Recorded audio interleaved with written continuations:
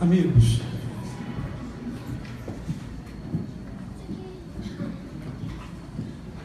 legal. Eu queria que a gente estivesse aqui com o nosso melhor coração, nosso melhor espírito, e que tivéssemos o melhor aproveitamento desse momento, porque de fato a gente busca o ambiente da reflexão. Eu acho que hoje é oportuno para isso. Então tomara haja esta oportunidade dentro de cada um. E eu queria chamar nesse momento nosso mano, mentor, amigo Caio Fábio.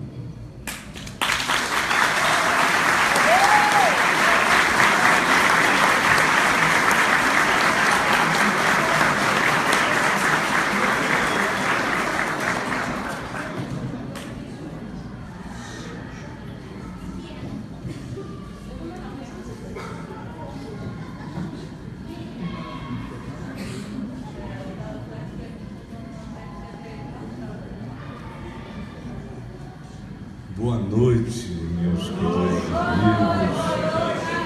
Deus nos abençoe. Beijo para todo mundo.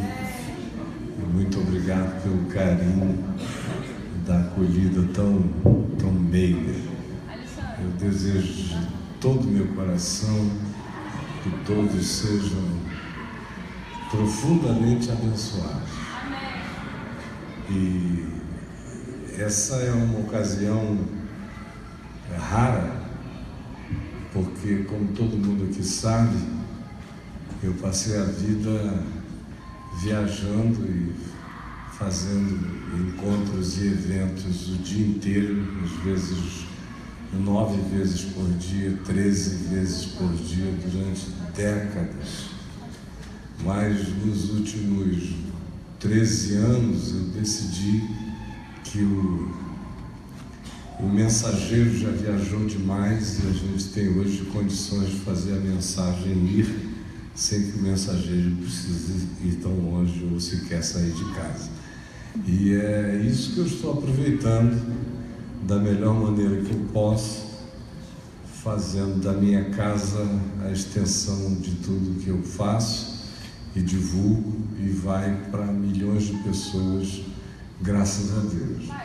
Essa nossa estada hoje aqui em Nova Iguaçu é um carinho muito especial para com o Alexandre, a Michele, para com o grupo que se reúne com eles e com os demais grupos do caminho aqui no Rio, grupos que eu jamais visitei e que iniciaram todos a partir da semente do Café com Graça, lá em Copacabana.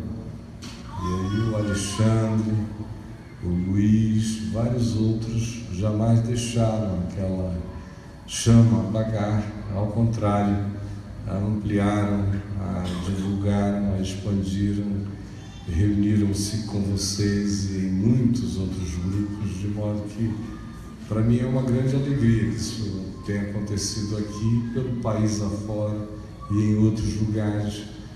E hoje, o que mais me alegra é ver aquela quantidade imensa de milhares e milhares de pequenos grupos que se reúnem no mundo inteiro onde as pessoas falam a língua portuguesa, grupos de 12, de 15, de 20, de 25, que não tem nada a ver com o Caminho da Graça oficialmente, mas que se reúnem em torno do que recebem pela Vem VTV, pelo Papo de Graça, pelo YouTube, por todas as coisas que a gente divulga, e vão criando essa capilarização pela terra toda, de modo que eu fico extremamente feliz de ver o cumprimento do Evangelho.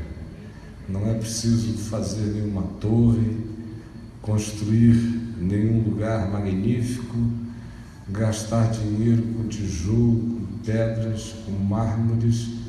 Não há necessidade de se investir praticamente um centavo em nada disso. Nós vivemos numa hora, num tempo, numa circunstância absolutamente singular que nos permite literalmente divulgar, espalhar e fomentar o espírito do Evangelho por todos os lugares, e na parte que me diz respeito, é isso que eu tento fazer de manhã, de tarde, de noite, como eu faço há 43 anos. E essa é a minha grande alegria. Vamos ficar em pé só um pouquinho? Eu queria ter vindo com a minha mulher, e eu sei que há algumas amigas dela aqui, queridas, e com a Letícia, que deve estar por aqui em algum lugar na multidão, está aqui. Mas nós não podemos. Véspera do Natal, todo mundo lá por casa, netos. A minha neta mais velha foi para lá hoje só para ficar comigo, eu vim para cá. Aí, ela me fez prometer: você pelo menos promete que não vai ficar 1h30 para selfie. Eu falei: tá bom, eu prometo, meu amor, que eu vou sair pela porta do lado, vou correndo para casa, me espero para a gente jantar, ficar juntos.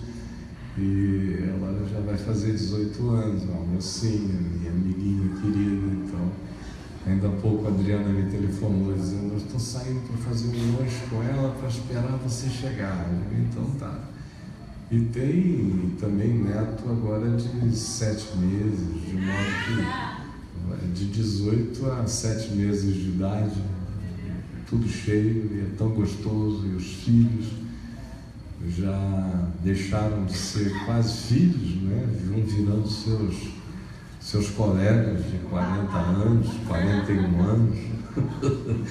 Chega uma hora que acaba essa relação e tudo vai ficando muito igual. E para mim é especialmente maravilhoso. Mas quanto a você, Letícia, não se preocupe, que ela não vai embora sem que a gente encontre, tá bom? Pode avisar a Marcinha, as outras meninas, vocês vão se encontrar naquele cafezinho, como sempre acontece, se Deus quiser. Mas eu, para ninguém ficar enganado, peço licença, porque ao final é por aquela porta que eu sairei literalmente pela direita. Deixei o senhorzinho ali me esperando, o seu Eupídio, para me levar de volta para casa, para ver se eu ainda tenho um congarçamento noturno até a meia-noite, 1h, com o pessoal que está me esperando lá. Posso contar com esse carinho de vocês? Então, muito obrigado, gente. Vamos abrir no Evangelho de Lucas. Evangelho de Lucas. O que foi? Rolou o maior zum. Como é que é? Ah, você tirou no começo. Teve muita gente que tirou foto no início, na chegada. Mas olha aqui, faz um print screen. Printa a tela. Olha só, gente. Vamos ler em Lucas, no capítulo 21, um texto sobre o qual eu já falei dezenas, centenas de vezes. Se você entrar aí no YouTube, você vai achar várias falas minhas sobre este texto. E por que eu quero falar de novo sobre ele hoje? Porque ele continua absolutamente pertinente, cada dia mais. E a cada dia que passar, ele vai se tornar infinitamente mais importante. Porque o que Jesus disse quando afirmou o que aqui está, em Mateus 21, do verso 34 em diante, Lucas 21, de 34 em diante, ele estava profetizando. Já havia, nos dias dele, pequenos sinais daquilo ali, mas eram sinais de fumaça, absolutamente incipientes do ponto de vista histórico. À medida em que a história se desenvolveu, e quem me lê muito lá no meu site há muitos anos sabe que eu creio que a história viaja no espaço-tempo como uma linha do tempo que cresce numa espécie de espiral crescente, à medida em que ela anda na direção do seu ponto ômega. De modo que quando ele falou isto aqui, a história estava fazendo aquelas voltas, e já fazia em torno daquele tema, mas haveria de crescer incomensuravelmente. E chegar nesses dias, onde, por exemplo, o que sobre este mesmo assunto eu falava há 40 anos atrás, ficou obsoleto. Sobre este mesmo assunto que eu falava 20 anos atrás, já está obsoleto. E o que eu falava sobre este mesmo assunto, do ponto de vista tópico, já está obsoleto. Porque nós entramos num crescente que aumenta de maneira exponencial, imprevisível agora, a cada meio ano, a cada ano. Os saltos, literalmente, são quânticos.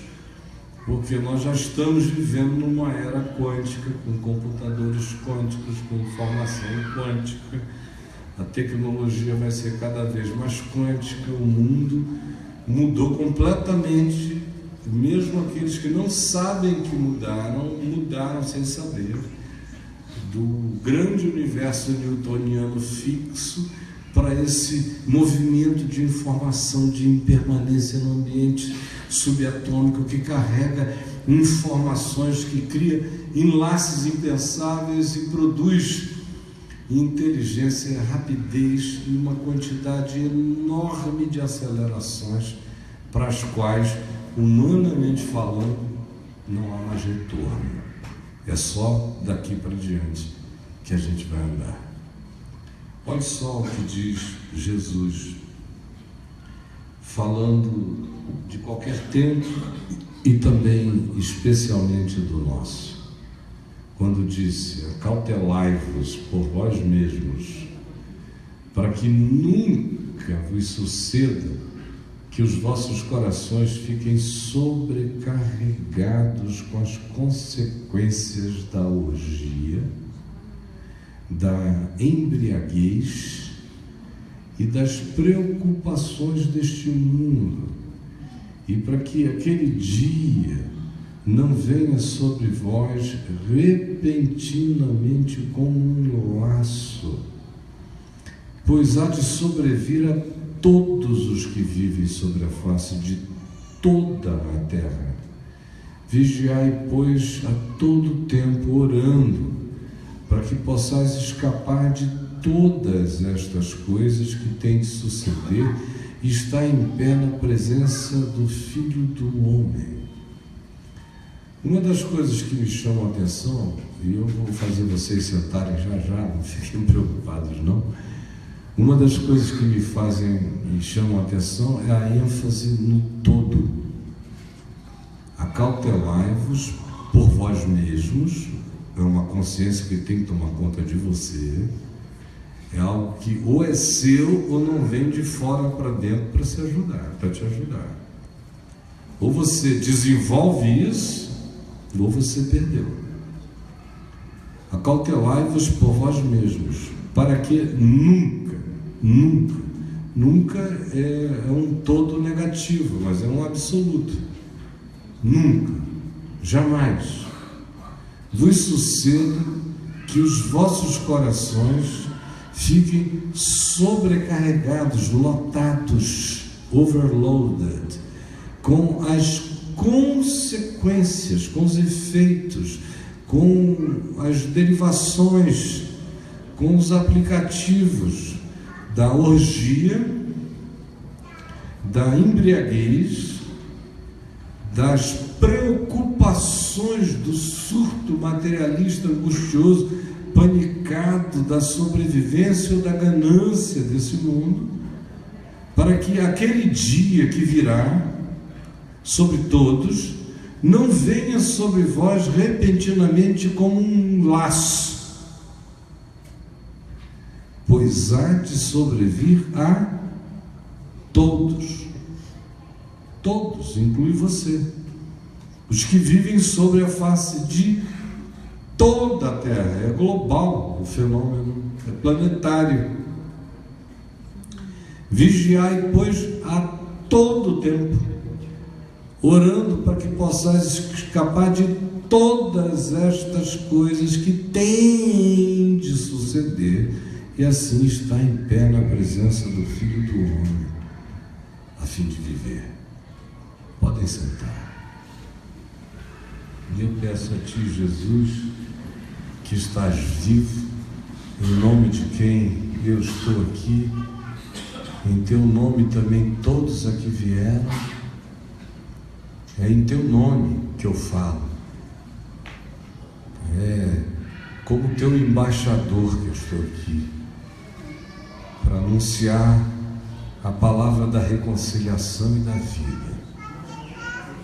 E estou com a alegria, com a segurança e com a espontaneidade daqueles que não se preocupam, porque o Espírito há de lhes conceder o que dizer, naquele dia, naquela hora, para edificação, para exortação, para o molestamento bendito do coração de muitos.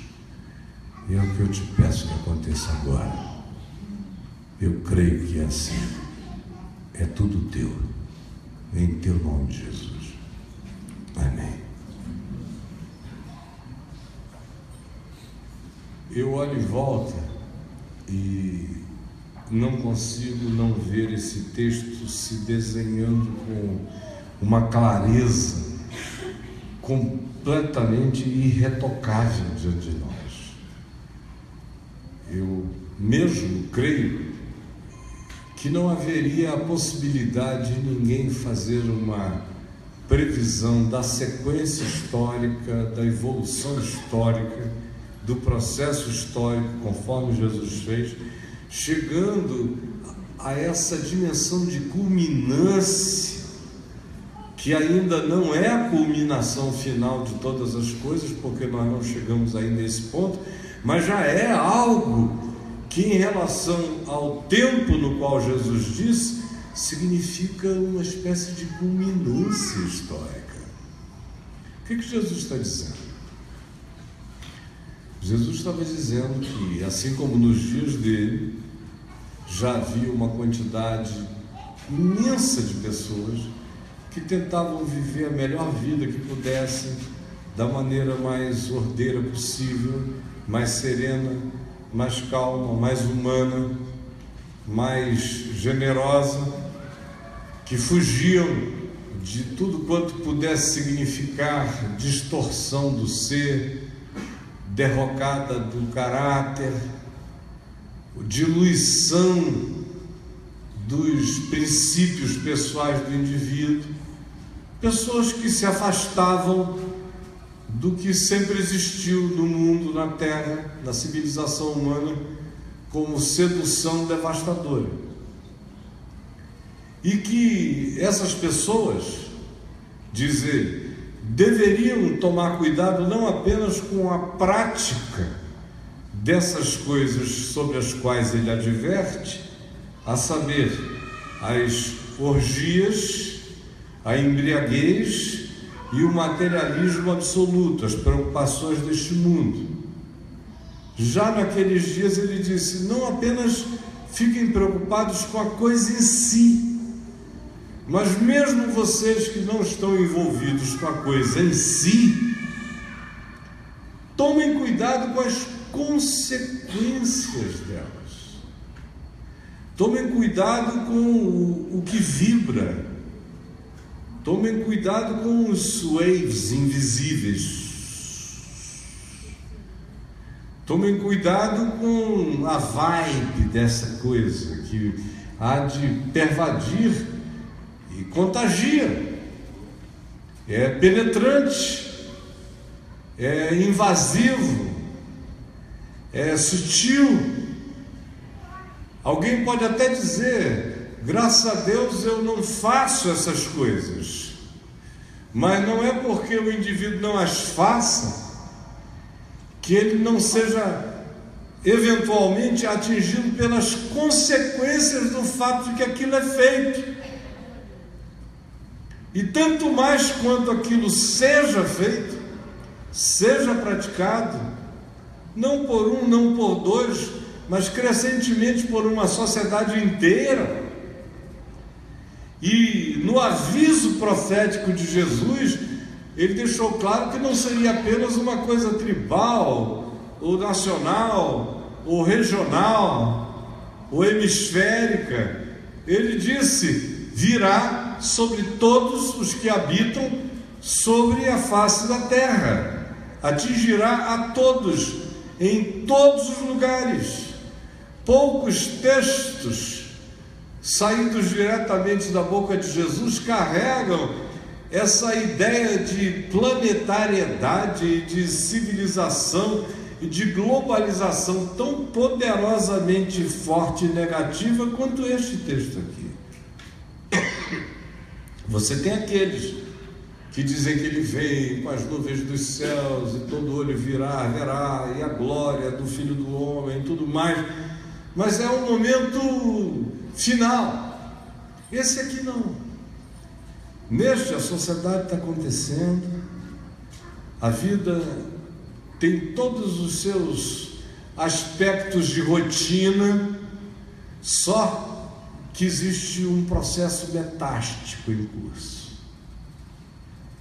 Só que todos os vasos capilares da humanidade estão sendo penetrados. E mais do que isso, independentemente daqueles que praticam as coisas aqui topificadas e anunciadas, existem aqueles que fazem parte da maioria, que não vivem entregues a nenhuma forma de orgia, suruba, swing, ménage à trois. Não, eu só gosto de uma coisa assim, papai, mamãe, eu e minha mulher, e de uma vidinha mais quieta. Nunca fiz parte de uma suruba na vida, louvado seja o nome do Senhor, amém. Isso é para esse povo pervertido, que não conhece o Evangelho. Eu não tenho nada a ver com isso. Eu cultuo, eu louvo, eu só assisto o canal gospel, só ouço rádio da mesma natureza, só frequento sites e pages e grupos de pessoas assim como eu.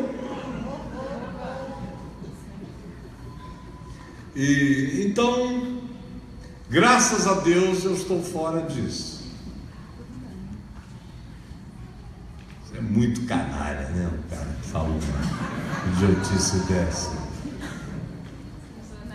Cachorrão. Tá aí. Não sabe onde põe a mão. Isso é uma vontade, sempre um negócio que não sabe. Até o celular, quando vibra, certas meninas vai no culto, vibradorzinho. Oh, Jesus, coisa boa. Quem é? Alô? Eu conheço vocês. Olha, se eu não conhecer vocês, ninguém mais conhece, sinceramente, porque eu não faço outra coisa há 43 anos a não ser ouvir vocês. Sei como funciona. E conheço um monte de gente que também diz: cerveja para mim só sem álcool, que é um horror, não é? Coisa horrorosa. É melhor tomar Coca-Cola sem gás. Comer feijoada sem paio, sem nada disso. Ainda vai melhor do que cerveja sem álcool. Mas o cara diz: não, nada disso. Água eu faço questão de tomar, inclusive da bilha. Sabe a bilha de bar? Nem com gás, que é para eu fugir dessa sociedade perversa. Se enganando, tadinho. Ele não bebe, ele só não notou que a existência dele é um porre, que ele é um surtado, descontrolado, embriagado, violento, paranoico, sem noção da realidade, existe em estado de suspeição crônica. Não dá para confiar nele, porque ele é bipolar frequentemente. Tem dias que está com humor abissal, outros dias ele acha que sofreu uma visitação pentecostal, aí ele fica eufórico, glória! Mas vai voltar para o buraco, inevitavelmente, é uma questão de tempo. Mas ele acha que não tem nada a ver com isso, porque ele não senta num dos bares aqui de Nova Iguaçu e nem fala com as pessoas que ali sentam, e acha que por causa disso está livre do que está acontecendo no planeta. Tadinho. A terceira parte, que é não se entregar às preocupações desse mundo, acabou entre os crentes, objetivamente, porque depois da teologia da prosperidade, todo mundo quer. São as preocupações deste mundo, é ficar rico, é ganhar dinheiro, é encher o bolso. Então, nesse sentido, eles até assumem, mas dizem o seguinte: mas eu faço isso e dizimo. Eu dizimo. Vivo atochado, atolado com as preocupações deste mundo. Me dá, Senhor. Eu quero, Senhor, tomo posse, Senhor, é meu, Senhor. Tira do ímpio e me entrega, Jesus. É meu, aleluia. Eu sei que eu possuirei tudo isso, Senhor, tu me darás, se prostrado eu te adorar. Parece que Jesus disse para ele isso. Não foi Satanás, foi Jesus. Teve um engano, tradução errada. Não foi Satanás que disse a Jesus: tudo isso eu te darei se prostrado me adorares. Foi Jesus que disse para Satanás: ajoelha, Satanás, que tudo isso eu te darei se prostrado me adorares, porque eu sou o Senhor da prosperidade. Esse terceiro aspecto vocês deixaram de lado. Ficaram mesmo filhos da ambição, da ganância, das preocupações deste mundo, e transformaram Deus em alguém que esqueceu de tudo o que mandou Jesus dizer e que relativizou tudo que Jesus disse, porque agora os tempos são outros. E os crentes precisam prosperar e ter muito dinheiro no bolso para construírem grandes templos para a glória de Deus e dos seus pastores e dos seus bispos e dos seus apóstolos, que precisam que você fique muito rico para eles ficarem bilhardários. E louvado seja o Senhor por tudo isso. Coisa linda. Bom, esse terceiro aspecto já penetrou em você, já faz parte da sua espiritualidade. A maioria de nós aqui é ou não é?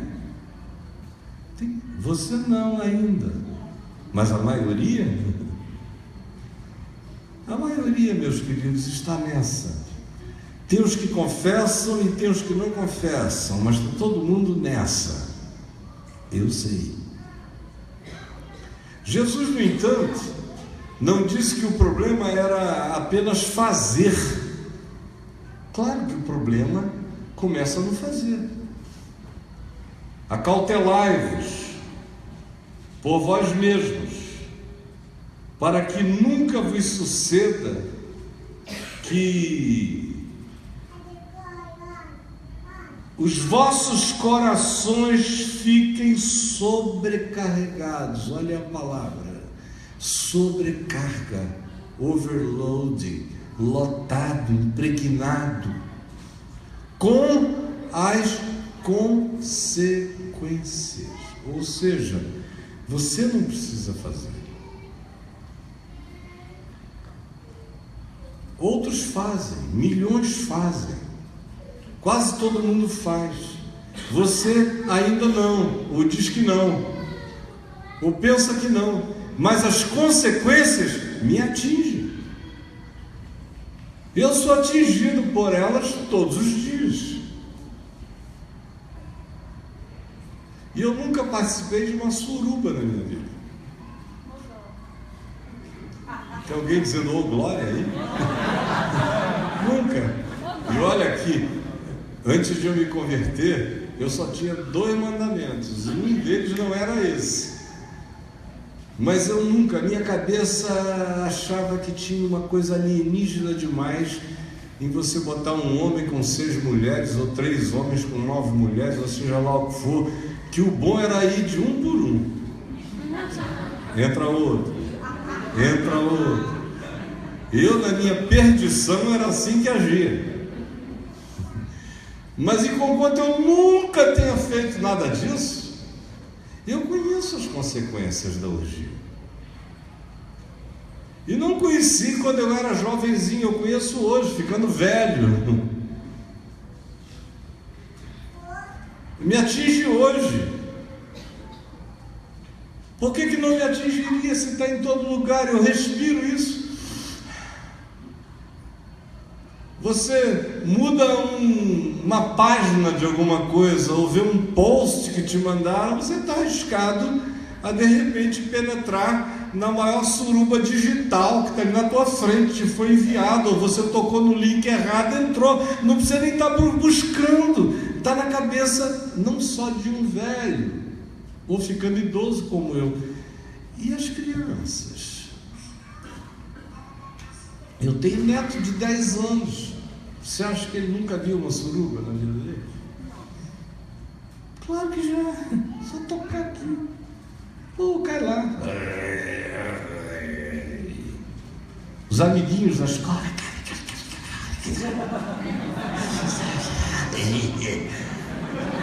No meu tempo eram aquelas revistinhas de sacanagem,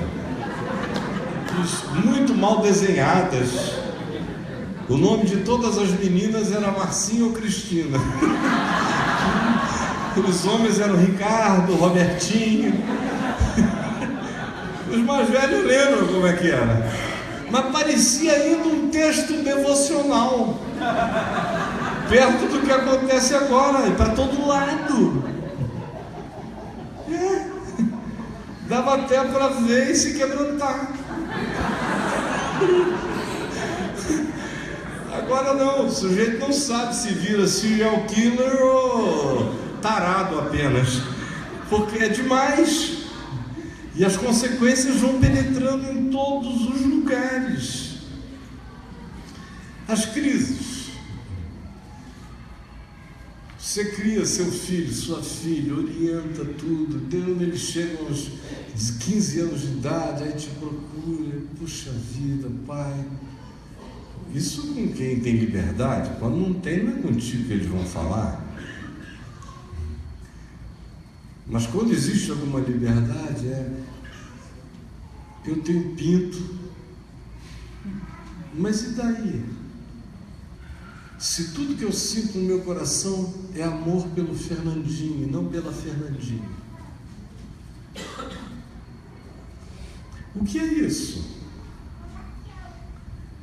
Senão as consequências de um negócio que está no ar, para todo lado. Virou inconsciente coletivo, virou cultura, virou proposta, virou sedução, virou apologia, virou tudo que a gente não possa imaginar, fazendo ou não fazendo, mas eu estou falando daqueles que não fazem, não praticam, mas nem por causa disso deixam de ser profundamente afetados.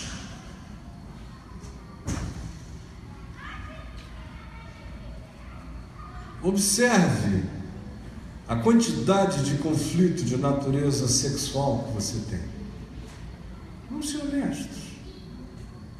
As angústias, as indefinições. Cada vez mais eu atendo pessoas dizendo: olha, eu não posso ver uma mulher me dando mole que eu quero, mas se um garoto bonito também me der em cima, eu me entrego, pastor. Homem me dizendo isso. Mulheres falando a mesma coisa. De onde é que vocês acham que veio isso tudo? Que foi uma eclosão genética que aconteceu de repente na sociedade? Não foi genética. Conquanto haja manifestações dessa natureza que tenham o seu nascedouro e a sua origem na dimensão genética, a grande maioria não possui assim. Vem de onde não se sabe, penetra as noites, penetra os sonhos, lateja nos veículos de comunicação, habita a dimensão oculta da propaganda, chega por todos os meios subliminares e subreptícios de sugestão, penetra na gente o dia inteiro.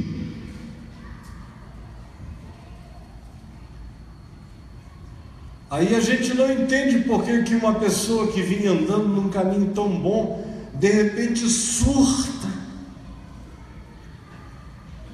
e começa a fazer coisas que você nunca imaginou e diz nunca teve a ver com ele, nem com ela. O que foi que houve? O que houve é que a pressão invisível, silenciosa, o cerco, essa presença, é como o espaço-tempo pressionando a nossa massa, criando essa gravidade, está ali o dia inteiro, a embriaguez.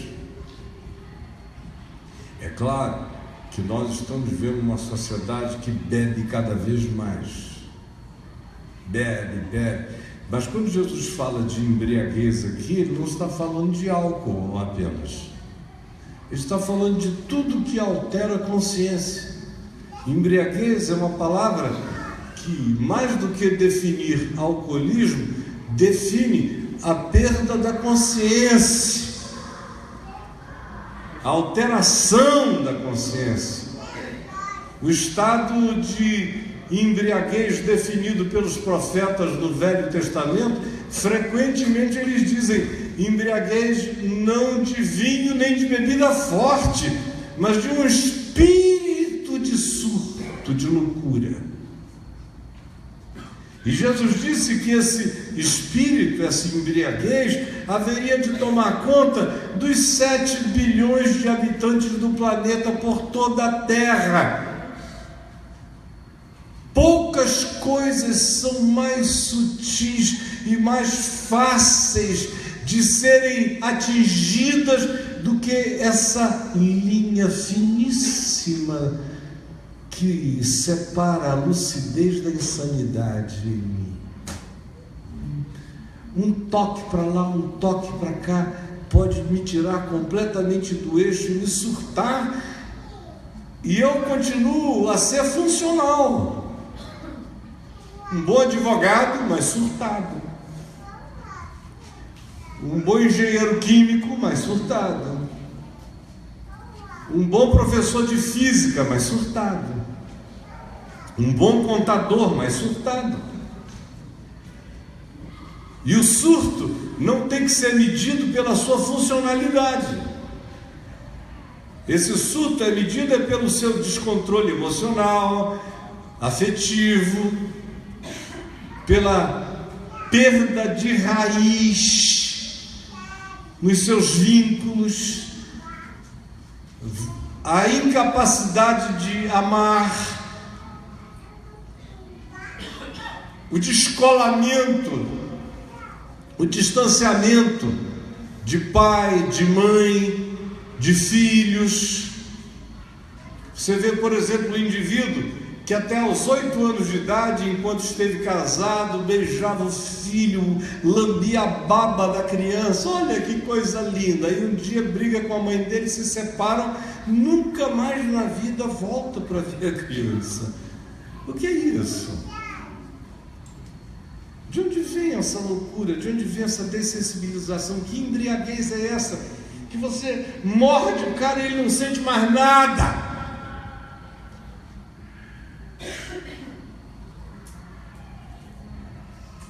Portanto, eu não estou falando aqui, em nome de Jesus, acerca de elementos químicos apenas. Os agentes químicos influenciam desgraçadamente.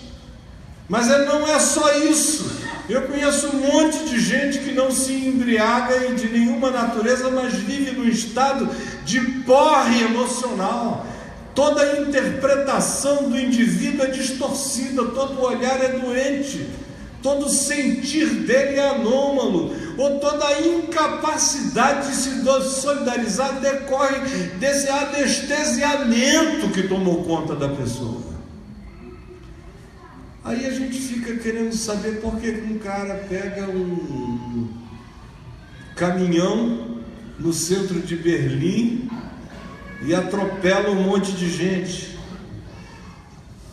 De onde vem a loucura do Estado Islâmico e as loucuras do Trump, ou de qualquer um maluco funcional aqui entre nós? Não vou mencionar nomes para não dividir a plateia. De onde vocês pensam que vem? Se não desse estado de embriaguez.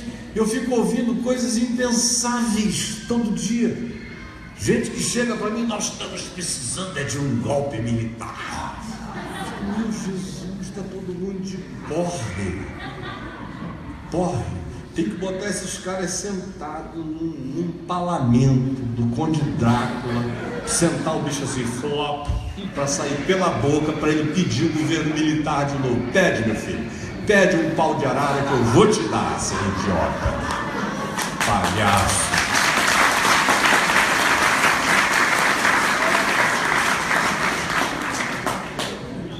Loucura.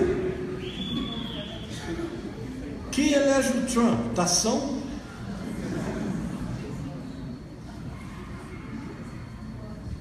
Olha para o planeta. Não temos o Rasputin, temos o Rasputin. Que não tem barba vermelha, mas o bicho bota fogo. E não é do meu time. Putin. Vai piorar. Está piorando. A loucura cresce. E a gente se acostuma a ela. Não, você não. Diga assim, eu não. Você não. Mas a maioria aqui está se acostumando. O cara nem sente. Vai ficando tolerante. Vai ficando insensível. Vai repetindo as mesmas coisas sem nem notar. Vai aplaudindo sem sentir. Vai defendendo sem perceber. Vai se engajando enquanto não percebe que o fez. O que é isto?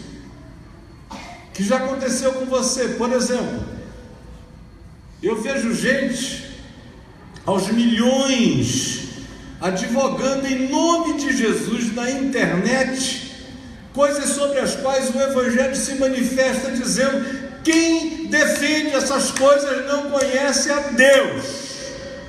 Está escrito. Aí você bota lá, olha, quem defende essas coisas não conhece a Deus. Aí o cara diz, mas eu sou de Jesus e defendo essas coisas. Eu digo, então ferrou, né? Porque se vem Deus e diz, quem defende isso não me conhece, e o cara diz, eu que te conheço, mas defendo isso. E você que se vire porque eu sou teu, eu dou o dízimo e você está obrigado a ser meu Deus. Acabou tudo. E vocês aqui não ficaram sabendo.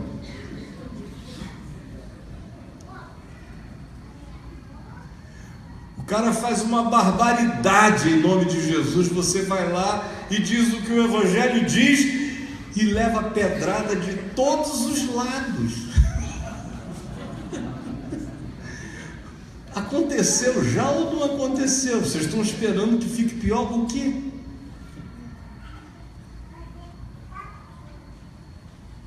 Tem essa gangue aí. Dos presos, eu conheço mais da metade desses que estão presos pela Lava Jato. Conheço mais da metade intimamente. E alguns eu conheço, sim, de almoço, jantar, conversa, mas conheço, não sabe todo.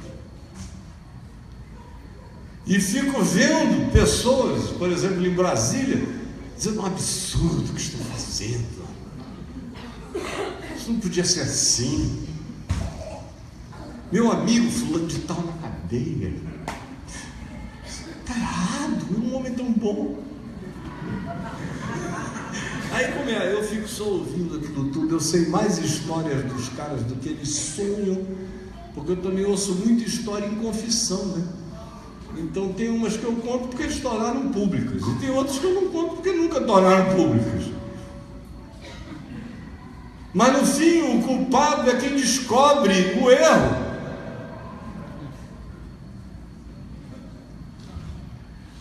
Tem algo radicalmente perverso no processo. Tem uma embriaguez institucionalizada na mente de quase todo mundo.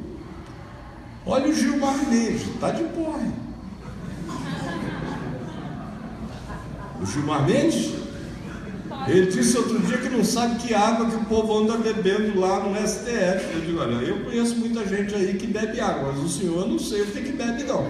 Porque eu vou te dizer, embriaguez.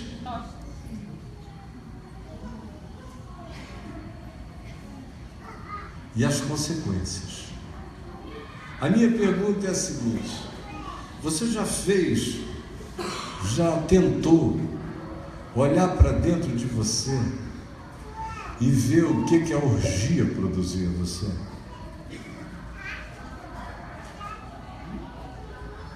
O que ela produziu na sua cabeça, nos seus pensamentos, nos seus sentimentos, nas suas afeições? Se a orgia fragilizou o vínculo conjugal que você tinha com a sua mulher, com seu marido, embora vocês nunca tenham feito na prática nada errado, mas o coração ficou orgificado. Tudo isso ficou muito mais fácil, tudo isso ficou absolutamente menos importante.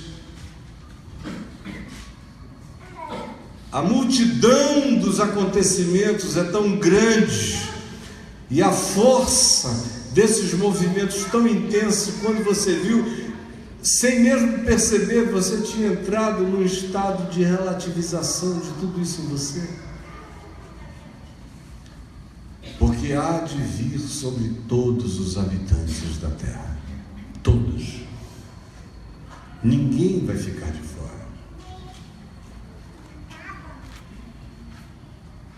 Por exemplo,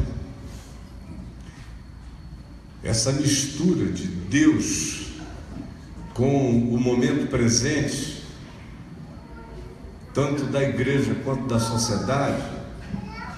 Deus, conforme a concepção que a religião impregna na sua mente, mas o fenômeno religioso translocado, louco, abusivo, ladrão, mentiroso, anticristo, distante do Evangelho, antagônico ao Evangelho. Mas o que está acontecendo no planeta todo, essa soma, tem produzido na cabeça dos crentes as maiores doenças mentais que eu tenho conhecido. Gente, desculpem, para cada 10 crentes que eu conheço, um está muito mal. Muito mal. Está aqui, sentado aqui, mas está muito mal. Casado, muito mal. A mulher sofre uma barbaridade, porque o cara é crentão, ele não bebe, ele não faz orgia, ele não faz nada disso, mas ele ficou doido, perturbado, culpado, angustiado, com raiva da vida, homofóbico, culpa o próximo, o mundo está assim por causa dele. Se ele não existisse, estava tudo bem. Enquanto isso, ele não se enxerga, vê, e não vê a multidão de ódio que vai crescendo, a sobrecarga, a loucura. Não tem uma gota de álcool nele, mas ele está completamente enlouquecido, surtado, desequilibrado. As emoções perderam o eixo. Os pensamentos são exagerados. A tendência é habitar a bipolaridade o tempo todo. O equilíbrio parece que se tornou algo distante, desconhecido, quase anômalo, quase adoecido.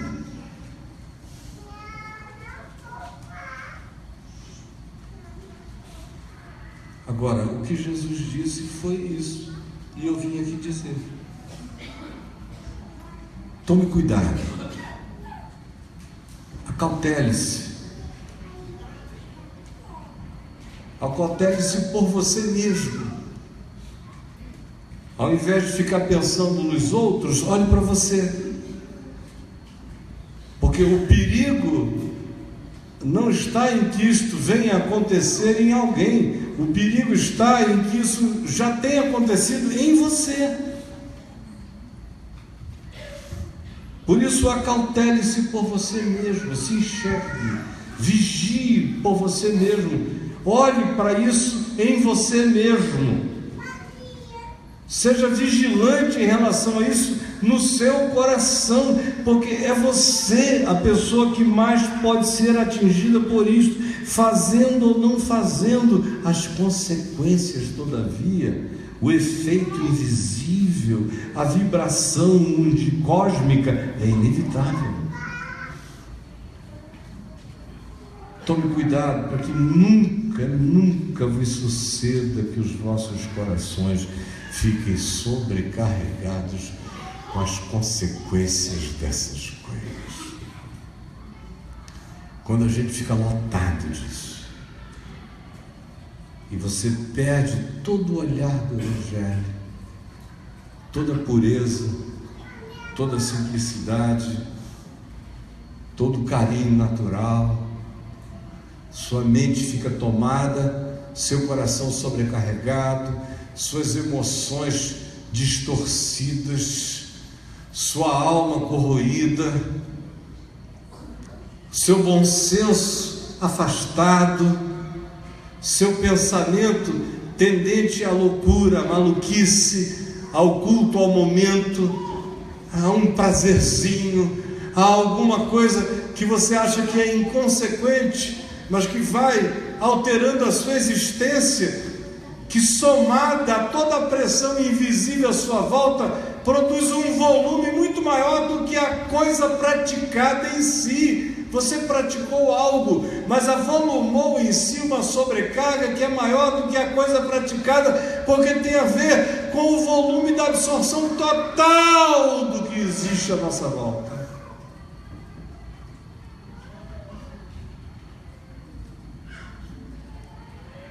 E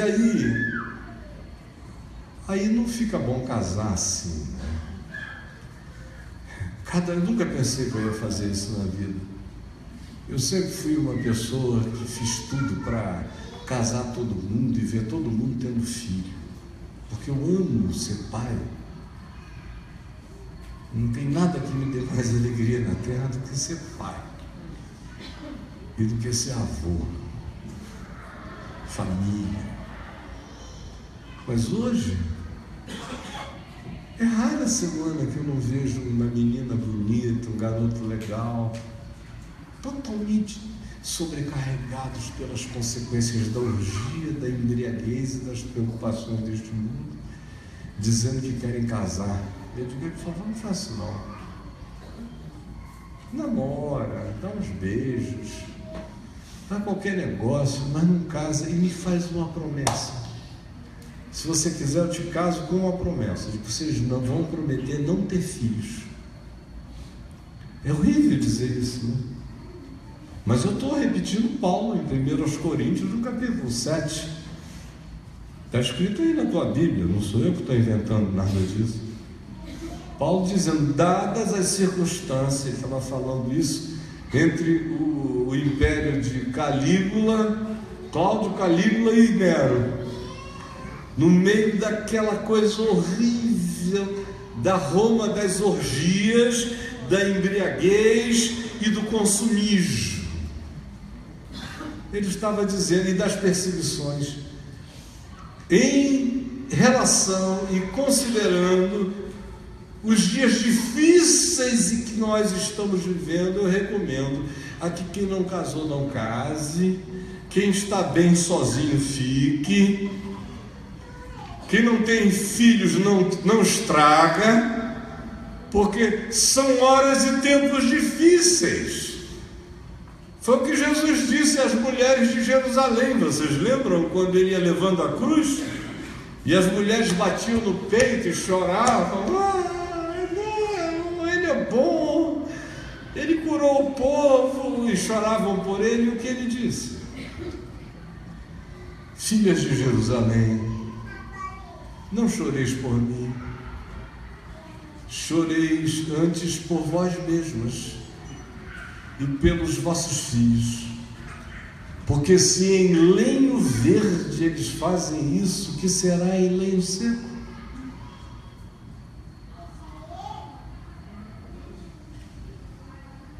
E aí a gente assiste a essa calamidade cotidiana. Por exemplo, o meu programa O Papo de Graça é um papo de calamidades cotidianas. Meu avô me comeu. Peguei meu marido transando com o meu pastor alemão. Você ouve cada história, cada coisa, cada maluquice o dia inteiro. Você diz: onde é que eu estou? Sodoma e Gomorra viraram conventos no Papo de Graça. Convento.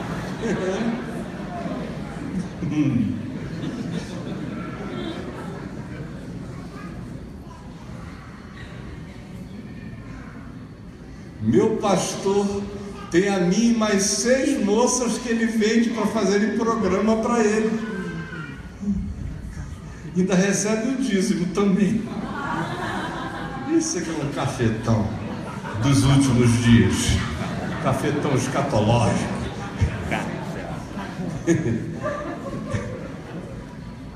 Mas tá aí. Você vem me dizer que eu estou contando uma novidade para você? Estou surpreendendo alguém aqui? Infelizmente não. Agora, você acha que o problema disso está fora de você?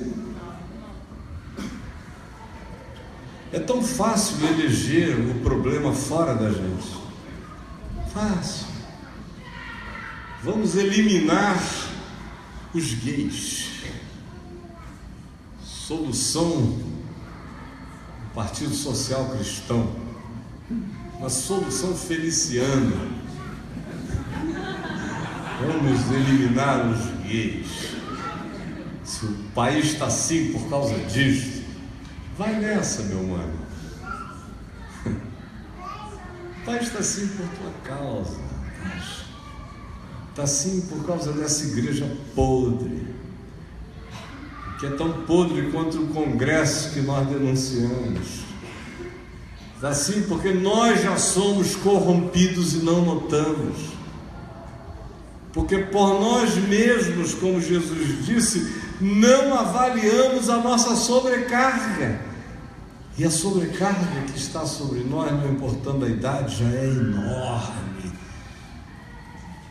De corrupção mental, de desequilíbrio emocional, de perda de autocensura, de incapacidade de avaliar as consequências e os resultados de tais coisas contra nós, de tal modo que o Evangelho se transformou tão somente em alguma coisa vinculada ao encontro, a uma hora, a umas canções, a um tempo no qual se para relativamente para que alguém fale e a gente nem sempre ouça nada, até porque na maioria das vezes aquele que fala não tem nada para dizer. E a gente volta para a vida cada vez mais entorpecido, com a impressão de que recebeu uma inoculação de alguma forma de poder para aprendermos a viver no mundo, mas ao contrário, fomos esvaziados para que as coisas nos penetrem sem que nós sintamos, e se sobre elas nós pusermos algum batismo em nome de Jesus, ou se da nossa aflição pelas preocupações desse mundo nós tirarmos o dízimo, a ansiedade está santificada. Tirarmos o dízimo, a avidez, a ganância está santificada. Se dermos o dízimo, todo o materialismo egótico do nosso ser está purificado. Se nós não praticamos factualmente nada que possa ser caracterizado como um desvio, uma orgia, um excesso nessa área, a gente acha que está purificado e não vê a mente adoecida, a alma conturbada, os desejos, a sofreguidão, a angústia, a vontade de tomar posse, o só não fazer por medo de que aquilo possa agora no momento me trazer algo, ou para alguns ainda existe a ideia de que pode vir um pesar de mão de Deus sobre a minha cabeça, por isso eu não faço, mas meu coração está atolado por isso.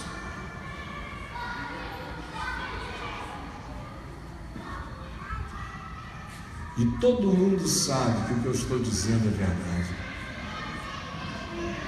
O que eu vim fazer aqui hoje à noite? Adverti-los disto?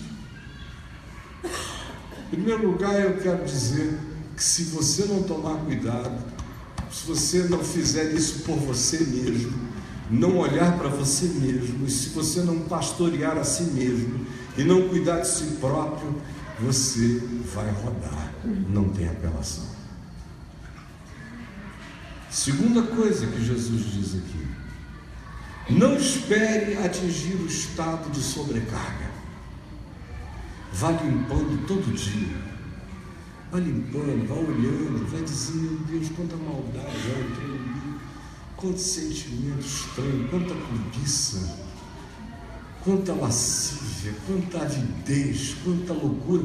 Se eu não me limpar, se eu deixar isso sobrecarregar, se eu deixar isso pesar, isso vai me dominar, vai me possuir, a mim e a todos os que habitam sobre a face da terra. E por último, Jesus diz: tome cuidado, porque isso chega como um laço. Quando você vê, já foi. Não há muitos avisos prévios. Na hora que pega, você vai. E a maioria não sabe fazer o caminho de volta. Portanto, ele diz: vigiai em todo o tempo, orando, para que possais estar em pé na presença do Filho do Homem. O que me salva e me tem salvado e me salvará todos os dias da minha vida é todo dia me colocar em pé na presença do Filho do Homem. Senhor Jesus, eu estou em pé na tua presença. Sou filho dessa geração. Sofro os efeitos, a sobrecarga entra por todos os meios. Entra pelos meios de comunicação, entra pela vibração invisível do ar, entra pelas emulações, entra pelas performances do meu próximo, entra por toda a atratividade que tudo em volta de mim exerce, entra pela carência enorme que eu tenho dentro de mim, pelo meu esburacamento, pelo meu não contentamento espiritual e em fé. Esse buraco cria dentro de mim a avidez pela absorção de coisas que eu não sei nem quais são, e que eu digo para mim mesmo que eu estou vazio como estou, porque não experimentei ainda tudo que se possa experimentar. E tanto mais quando se o faça, mais vazio se fica, e tanto mais se tenta preencher. E todo dia eu venho e digo: Senhor, eu estou diante de Ti. Quero deixar a minha sujeira mental na Tua presença, tirar os ódios, os ressentimentos, as mágoas, as invejas que produzem frustrações cobiçosas do coração. Eu largo tudo diante de Ti. Eu quero andar leve. Eu quero que toda essa sobrecarga seja tirada de mim. Eu quero absorver a mente de Cristo, que é o Evangelho. E eu não me darei por protegido simplesmente porque eu não convivo com estes, aqueles ou aquilo outro, ou porque eu não me entregue atrás processos do ponto de vista prático. Não me darei por protegido, porque isso entra pelos poros, isso entra no ar, isso faz parte de tudo, e eu habito este planeta e estou impregnado desta pressão. Por isto, a única coisa que me salva é viver na tua presença em pé diante do Filho do Homem, absorvendo o Evangelho todo dia mais e mais em mim, e consciente por mim mesmo que se eu não me ajudar, ninguém me ajudará.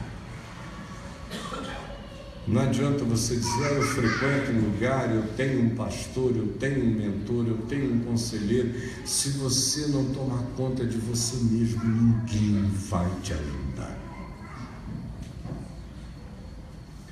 Aí você diz: poxa, eu saí de Copacabana para vir aqui ouvir o Caio dizer isso. Infelizmente. Você queria o quê? Que eu plantasse bananeira? Hã? Queria? Querido, eu só tenho isso para te dizer.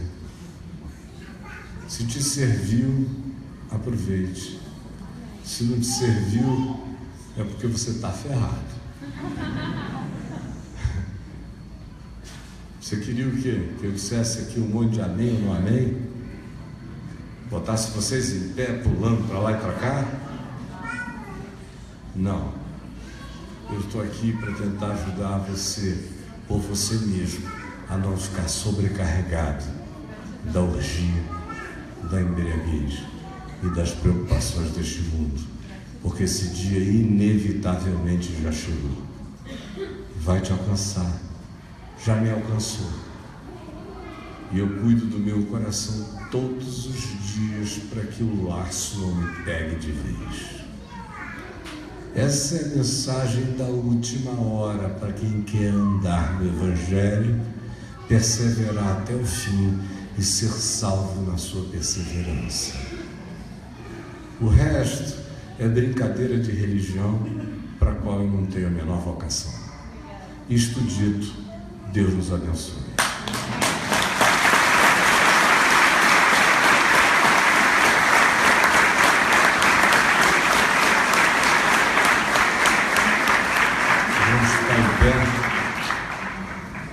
Dê a sua mão para ninguém sair.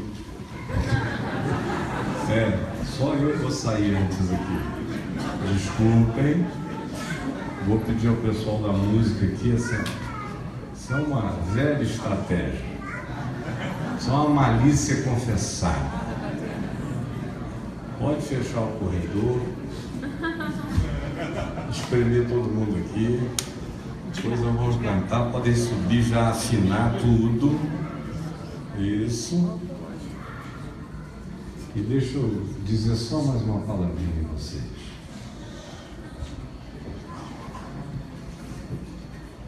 Se nós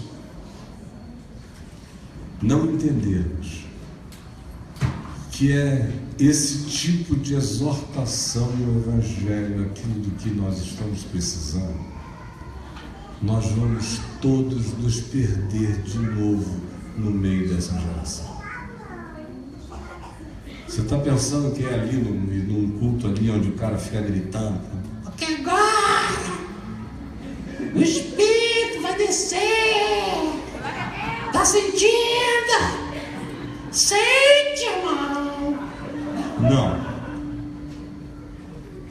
Isso aí é só para continuar a manter você no estado de anestesia alienada, enquanto você anda para o buraco. Eu fui chamado para te acordar. E fique em pé em nome de Jesus.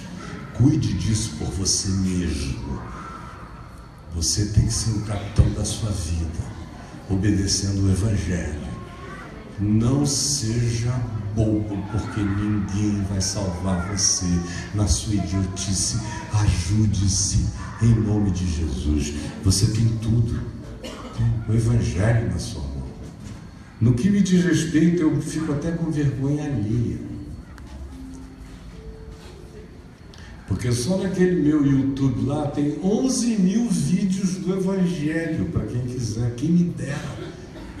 Quando eu me converti, meu Deus, se tivesse Google quando eu me converti, eu acho que eu deveria saber umas 1.500 vezes mais coisas do que eu sei.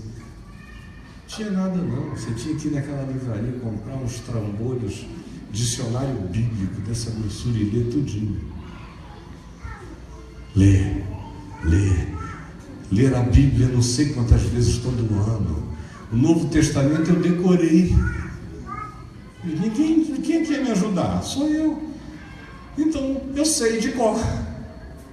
Hoje menos, mas ainda sei.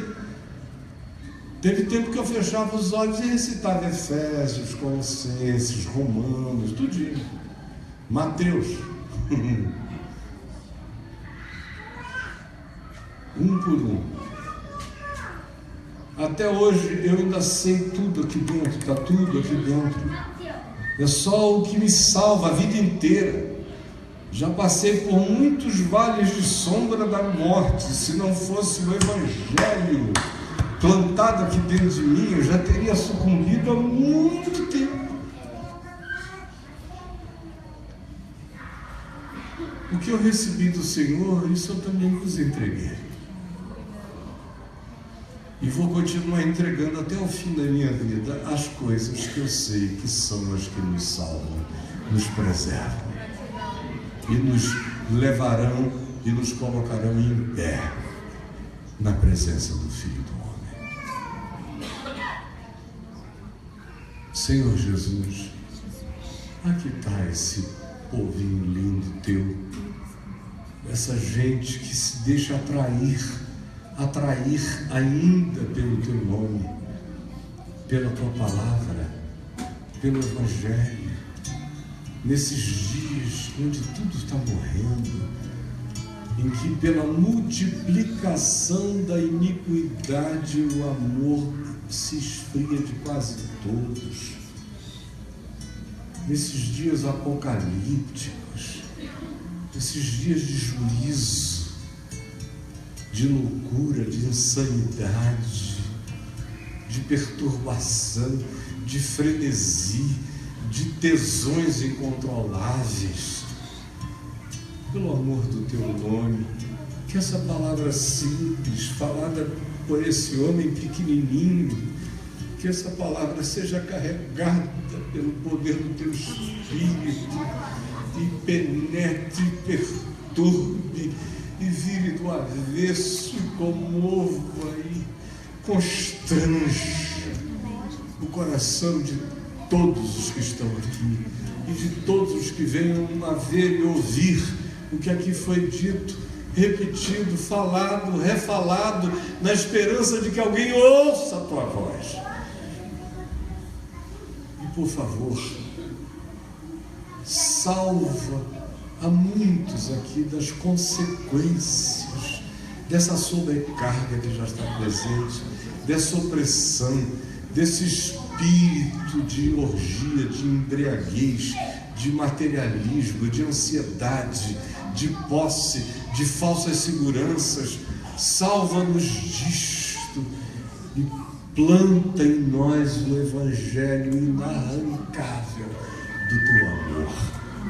É o que eu te imploro, pedindo que hoje todo mundo demore mais a dormir. Que o eco da tua palavra produza muita mudança, muita reflexão transformadora, muito arrependimento para a vida. É o que eu te imploro. E que o amor de Deus, o nosso Pai,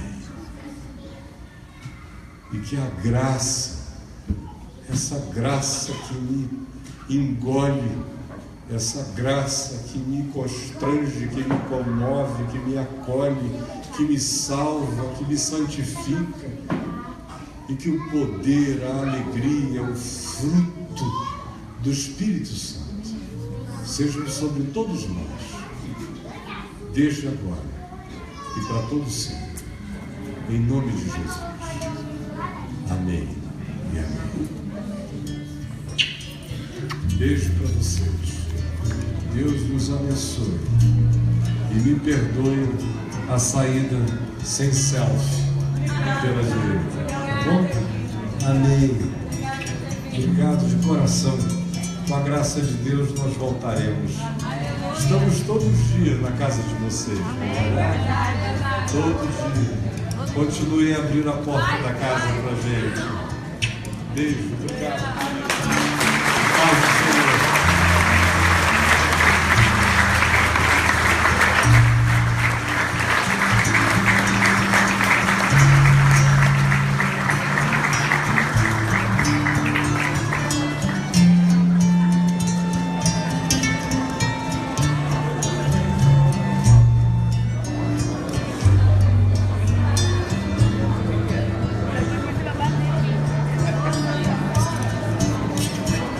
Amigos, antes que haja dispersão generalizada, e até para atender o pedido do Caio de não tentar detê-lo aqui nesse corredor, a fim de que ele possa se liberar o quanto antes, eu queria dar 2 avisos importantes.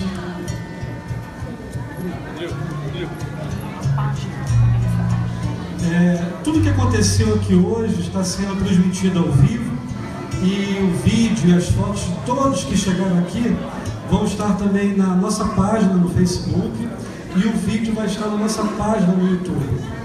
E a gente pede a você que, se não conhece, que vá lá na página do Facebook e curta a página. É o Café com Graça. Basta você digitar Café com Graça, Estação do Caminho da Graça, vai aparecer a página que você curte. E logo com o primeiro post está o link do YouTube para você acessar o vídeo dessa noite e as demais fotos. E lá no link do YouTube você pode clicar e também curtir lá a página do YouTube. Estação.café com Graça é o Facebook. No mais, amigos, estamos aqui todos os domingos. Para quem é de Nova Iguaçu e quiser saber mais um pouco sobre o movimento, no próximo domingo nem no outro estaremos, apenas no dia 8 de janeiro voltaremos. Legal, né? Isso. E